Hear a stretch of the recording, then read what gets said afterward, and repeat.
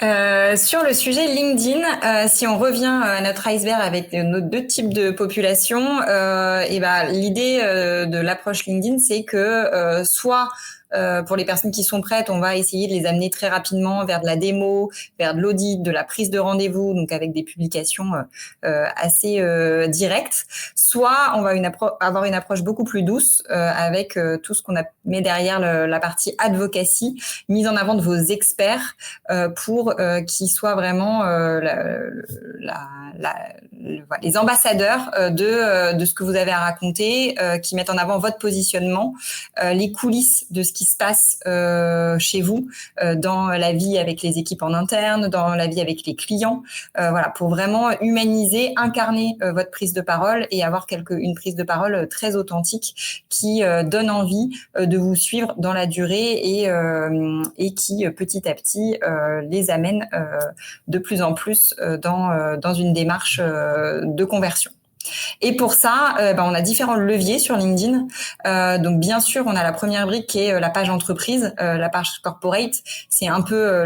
la visibilité de base de votre entreprise. On sait que les posts des pages entreprises aujourd'hui avec l'algorithme LinkedIn performent 8 fois moins en moyenne que les posts sur des profils personnels, mais c'est quand même important d'avoir un planning régulier de publication sur cette page entreprise pour qu'elle véhicule tout ce qui se passe chez vous,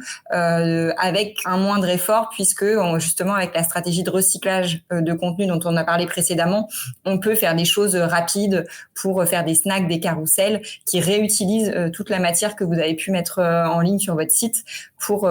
générer un fonds de roulement sur cette page entreprise à moindre coût et à moindre effort, et vraiment ensuite mettre le maximum d'efforts sur les démarches d'advocacy, donc à la fois côté leader advocacy avec la prise de parole de vos dirigeants.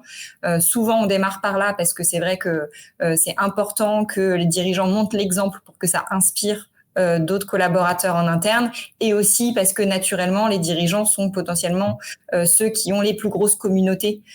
sur LinkedIn, et en tout cas qui ont les profils les plus intéressants dans leur communauté, qui vont permettre d'avoir un impact business potentiel plus fort. Donc, c'est souvent une première porte d'entrée, mais ensuite, c'est très important et très intéressant de démultiplier cette visibilité sur l'ensemble des collaborateurs. On peut le faire sur différentes fonctions pour avoir une démarche progressive, ou parce qu'il y a des axes forts côté marque employeur chez vous. Du coup, on va vouloir que ça soit plus les RH qui prennent la parole, ou au contraire, du coup, la partie business. Et là, on va rejoindre la partie prospection digitale, comment les commerciaux utilisent le canal LinkedIn vraiment pour améliorer leur manière de faire de la prospection, en ajoutant les gens dans leur réseau pour faire grandir leur audience, et en envoyant des emails pour garder un relationnel très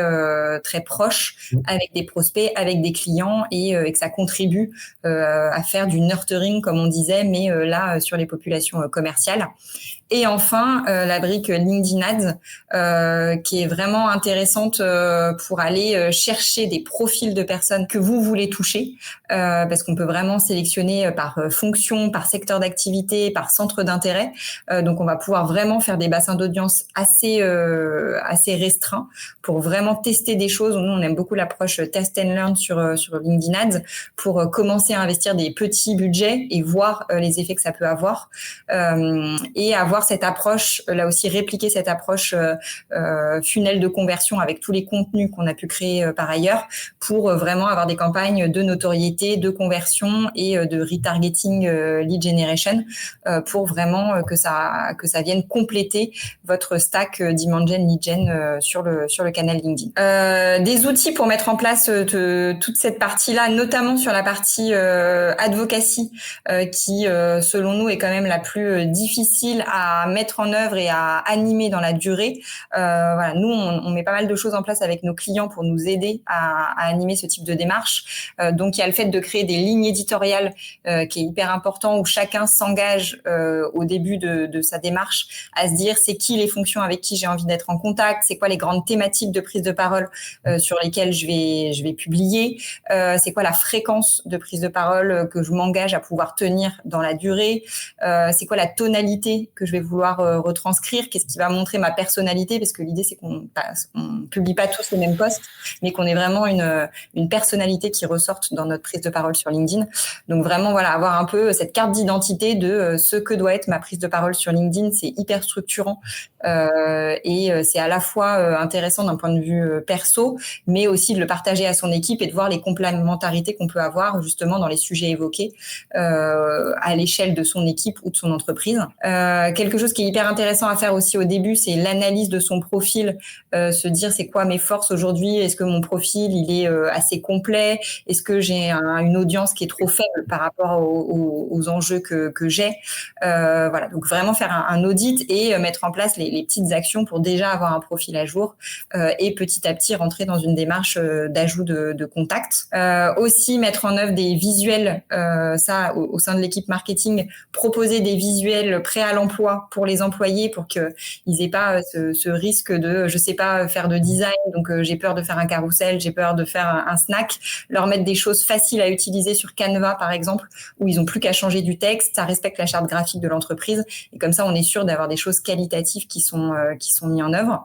Et bien sûr aussi la partie reporting pourquoi pas plugger leur profil sur un outil comme Shield Analytics qui permet de remonter toutes les datas en termes de visibilité, engagement sur les posts, répartition des posts selon les grandes thématiques de prise de parole, selon les formats, pour donner des insights à la personne qui publie, pour l'aider à améliorer sa prise de parole et à voir les choses qui fonctionnent moins bien pour avoir vraiment une démarche optimale dans la durée. Et également pour la partie animation d'une communauté d'employés dans une démarche advocacy, c'est important au début pour pouvoir proposer par exemple des kits de prise de parole pour vraiment avoir des choses faciles où les gens peuvent copier-coller entre guillemets des posts pour les republier ou personnaliser à minima quelques parties du post, mais avoir des choses faciles pour pas avoir le syndrome de la page blanche, et petit à petit les accompagner via des ateliers d'écriture, via des webinars, des sessions de Q&A à ce que eux-mêmes se mettent à l'exercice d'écrire des publications, mais en ayant un œil extérieur qui peut challenger leurs publications et qui peut leur faire des retours. Et pour ça aussi, utiliser des plateformes comme Limber, Sociable, qui permettent d'animer avec des tips, avec des sujets de prise de parole potentiels pour aider la communauté à rester active sur LinkedIn et à avoir une démarche qui fait pas pchit, qui marche pas pendant 3 mois, mais qui vraiment s'installe dans la durée et qui a des effets long terme. Alors, une question très intéressante qui est arrivée de dire comment j'arrive à suivre toutes ces mécaniques dans HubSpot sur cette approche LinkedIn un peu full stack. Alors, il y a des choses qui sont bien pluguées dans HubSpot aujourd'hui. Il y a notamment, alors en fonction des niveaux de licence, notamment côté LinkedIn, c'est toute la partie prospection, travail sales nav, engagement, mécanique séquence outbound et suivi CRM. Ça, ce sont des choses qui marchent. Toute la partie ads, elle, est très bien connectée maintenant directement dans HubSpot. On peut faire différents niveaux de connexion qui sont assez pertinents. D'une part, je peux construire des audiences de retargeting LinkedIn en fonction de segments que j'ai définis dans HubSpot. Donc ça, c'est déjà en soi super puissant. Et puis surtout, je peux faire basculer une partie de contacts récupérés sur des ads en lead gen dans LinkedIn vers mon HubSpot automatiquement, et puis je redescends aussi en reporting la perf que je vais avoir. Là aujourd'hui c'est assez mal couvert, donc la page aussi est couverte, donc je peux faire mes programmations de posts directement dans HubSpot, ça partira sur ma page.